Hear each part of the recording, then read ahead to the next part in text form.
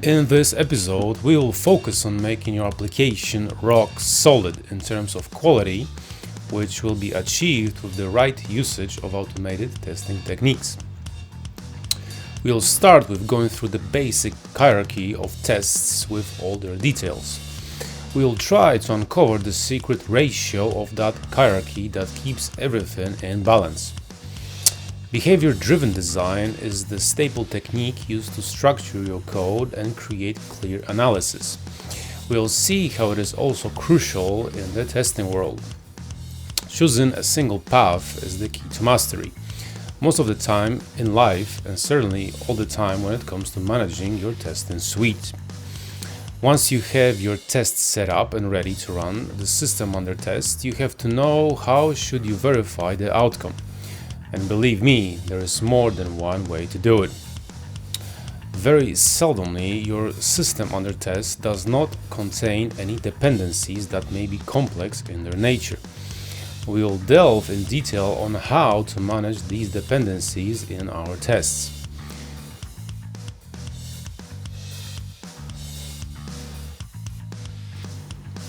Finally, we have to look at tests that produce the same result based on a variety of different inputs and how to elegantly create and manage them. If you find the content to be of value, then do not forget to click the subscribe button in order to get notified about any future content.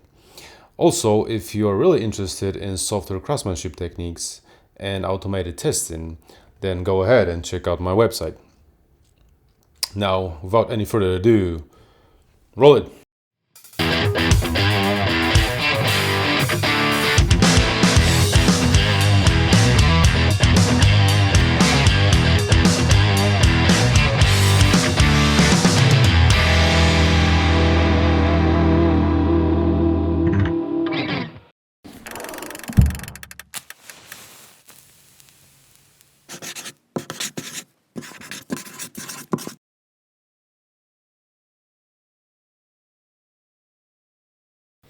Nowadays, just writing code that runs is not enough.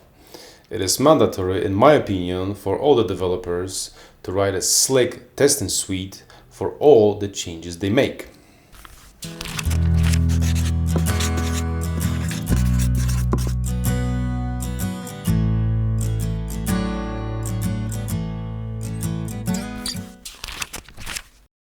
Before we start to delve into any details of unit testing in Java, I think it is paramount to take a broader look at the general overview of the testing automation and where unit testing fits in.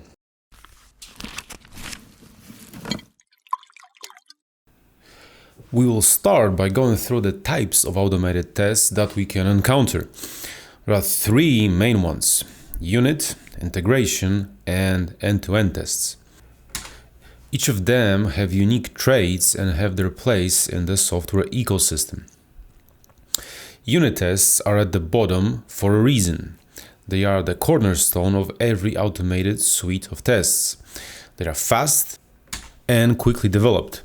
They should be an integral part of creating the production code, and this is where test-driven development technique comes into play and blends both of them together.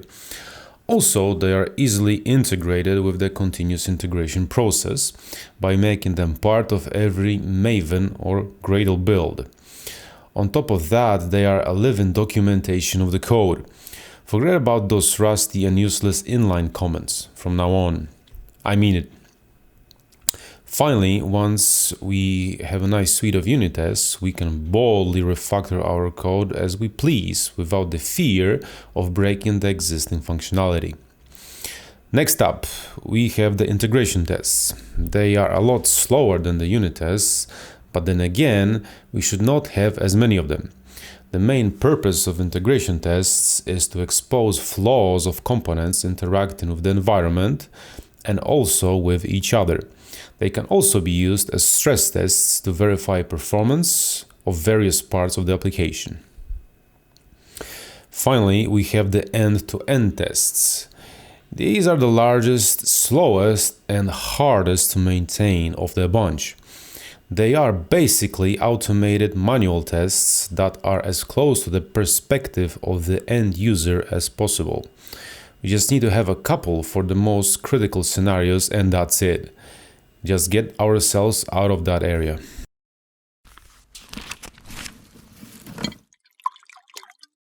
We went through the types of automated tests.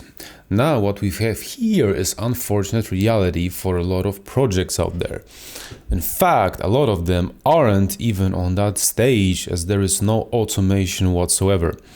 The most typical version of the SAT pyramid is mostly based on the end-to-end tests. This makes entire suite slow, hard to maintain, and just sad to work with. There's a squad of devs that try to shed some light on this suite by doing a bit of unit testing or integration testing. This helps a bit, but there is still a lot of work. Sometimes we have projects that are true death in disguise, as they only consist of end-to-end tests. Stay away from them if you can at all cost.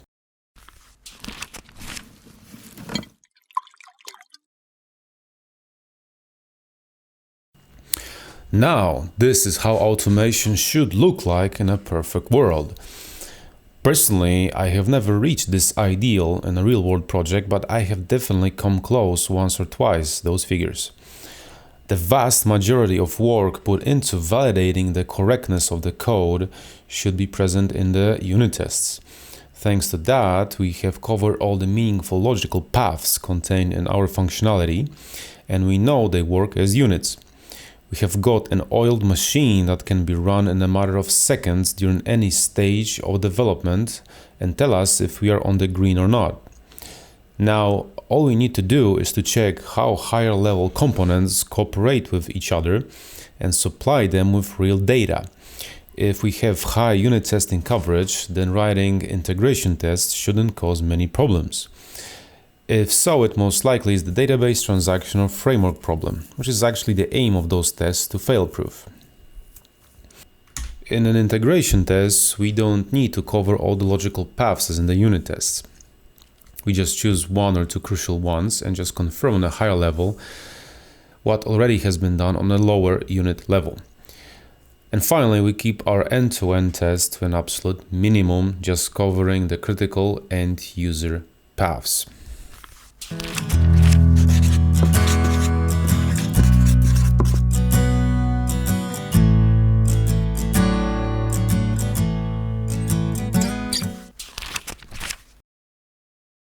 order for the unit tests to remain simple, readable, and maintainable, they need to focus on one thing and one thing only. When our test starts to verify multiple logical paths, then we are only getting ourselves into trouble. This piece of code is used when our hero needs to upgrade his armor. First, he prepares the list of required armor pieces. Then the merchant goes through his merchandise in order to find the matching set of items. Finally, there is a transaction done at the end, which may result in an exception if the hero does not have enough gold in his pockets. Let's try to unit test this seemingly simple method. Okay, so the developer working on this part decided to put all of the possible scenarios under one test method. So the scenario where the hero buys all the equipment he needs, a scenario where he does not find anything he requires, and finally where the hero is too broke to pay for the goods. There are quite a few problems with this approach. First of all, you cannot name the method based on what you're actually testing inside. There's just too much going on there. Second of all, when someone looks at the content of the method, he needs quite a bit of time to understand what is going on there. That's why our warriors here are so blurry. It will take time to understand the implementation. On top of all of that, imagine that there will be more scenarios added in the future. This method would get bloated to hundreds or even thousands of lines. We have to do something about this. Okay, we have made some big progress over here. Now, each of the scenarios has its own dedicated test method. Thanks to that, we can name the methods with a lot more detail than before. As you notice probably, our warriors are still a bit blurry. The intent is not instantly visible yet, and that is because of the method names can still need a bit of work to make them better. We will do that in our next chapter.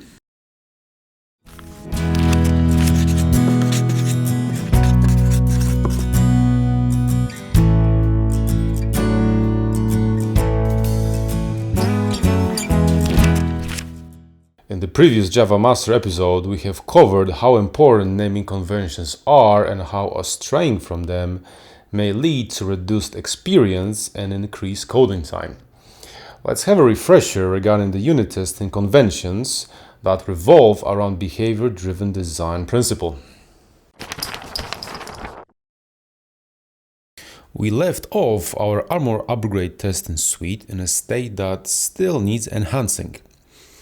First of all, the test suffixes are obsolete. We do not need them. We know that these methods are test methods. Second of all, the names do not give us an instant clarity about the intention of each of the methods.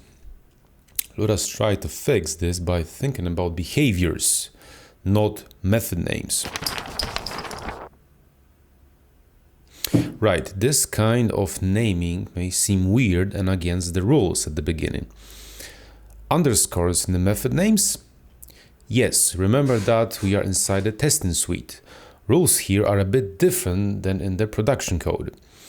What we want here is clarity, readability, and single purpose, so that the name tells the entire story just by looking at it. The best strategy, in my opinion, is to start with what is expected to happen, the should part. Then, under what circumstances, the given part, and during what kind of action/behavior. The given and when parts are optional, but the should part is mandatory always. If we are following the first rule of testing the single path only, then our test method name should not be longer than the ones you can see here. Now our warriors' behaviors became crystal clear, and all we needed is to take a quick look at the very well named methods.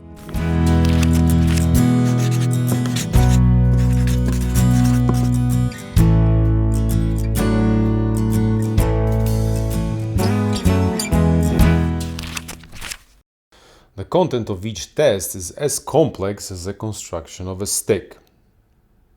Yeah, there are always three stages that are contained within each of them. Setup of the system under test, the invocation of the system under test, and asserting the result. Now we will focus on that last crucial bit. Every warrior needs a special backpack where he can store all his precious equipment. What we have here is very simple implementation that is a custom wrapper for a set, you might say. When the backpack is constructed, our warrior gains a basic sword and 100 empty slots to store all the goods he can carry during his adventures. Some items are larger than others, and that is taken under consideration when we add an item to the backpack by decreasing the available slots adequately. On the other hand, when we take the item out in order to equip it, or just throw it away, we increase the slots available. Okay, we have been talking about the naming of tests before and following the single route principle. It is time we finally take a look at the actual content of a test. As you see, it does not look like much. And that is the point when it comes to test methods. They should be dead simple and instantly understandable. The content, just like the method name, should follow the behavior-driven design approach. This is achieved by grouping the code into three distinct parts. The given part, where we prepare the system under test and input variables, if required. Then we have the when part, where we invoke one of the system under test methods. And finally, we have the then part, where we assert various conditions on the returned value or the system under test state.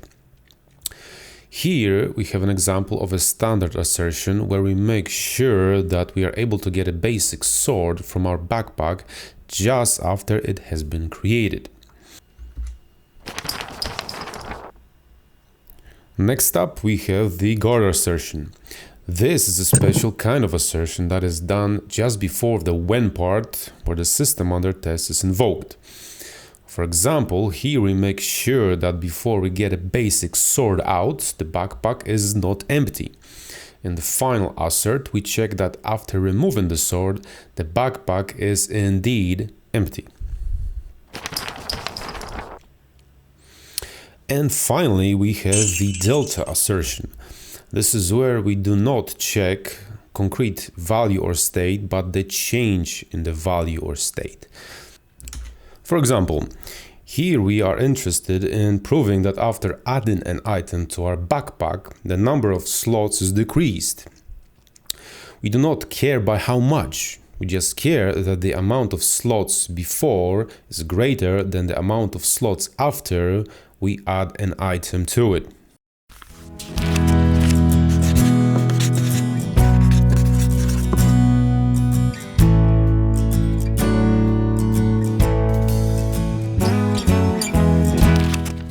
Sometimes our system under test is quite complex and may query a database, send a request to a third-party web service, or simply invoke separate threads.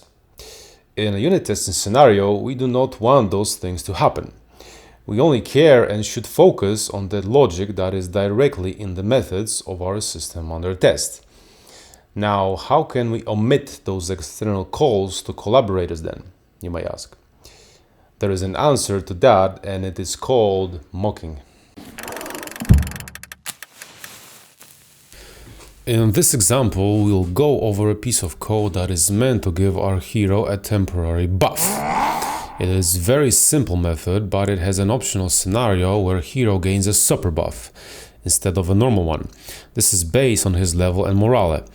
The game engine is used to determine, and that is actually a very complicated algorithm, and that might cause some setup problems in the test, especially that it uses some data files that are stored on a system.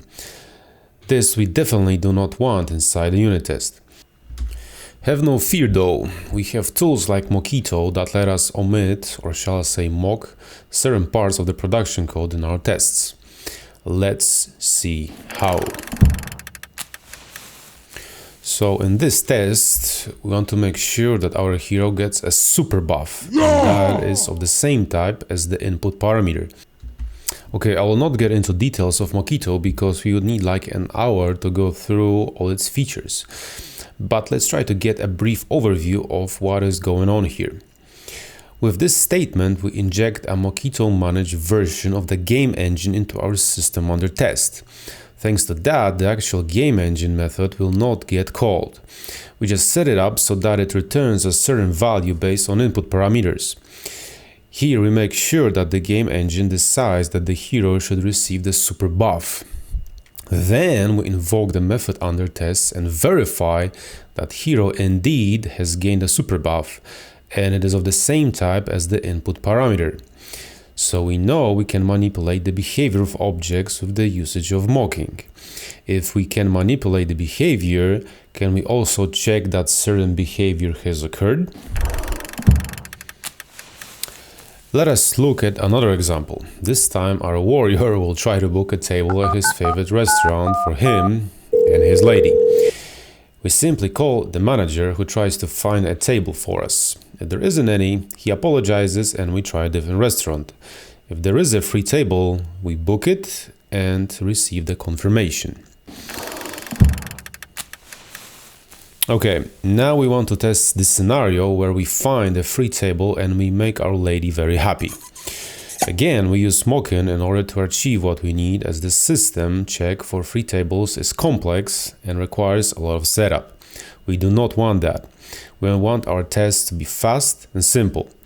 We make sure that the manager is able to find a free table every time, And after we call the system under test, we make the verification.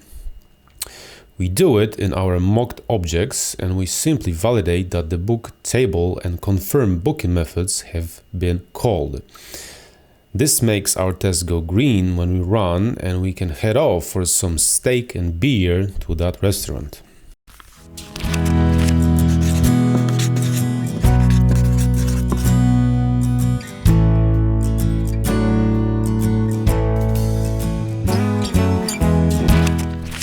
Finally, we will take a look at scenarios where a single test may be run against a number of various input parameters.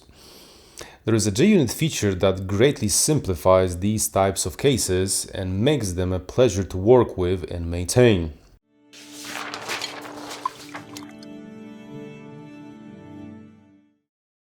Our hero will try to steal some gold from nearby dragon in this example. There are a few rules to this action. First one is that you cannot try to steal more than 2,000 pieces of gold. That's just too greedy. You're an adventurer, not a banker. You need gold for better equipment, good food in the tavern, and horse to take you and your ladies on a ride through the hills. That's it. If you try to steal less than 1,000 though, then it's only about your stealth skills and how much you can carry. But if you try to steal between 1,000 and 2,000, well, the dragon won't let you do it just like that. You have to fight him. Let's try to test for this particular scenario. A scenario where the hero slain the dragon in the process, to be exact. As we have seen, there's quite a range of gold amount that would trigger the exact same story. We can write a bunch of repetitive tests, or we can take advantage of parameterization feature that is offered by JUnit 5. We simply specify the numbers, ideally border ones, with some in between that would make our test pass. Then the engine would run the same method but feed it with different arguments. Once all the options make the test go green, we can be confident that hero will collect his worthy prize after slaying that dragon.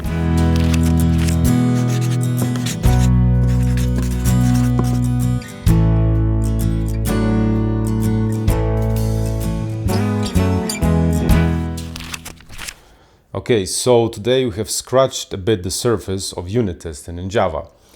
We have gone through the pyramids of testing so that you know where those unit testing fit in the entire automation testing suite.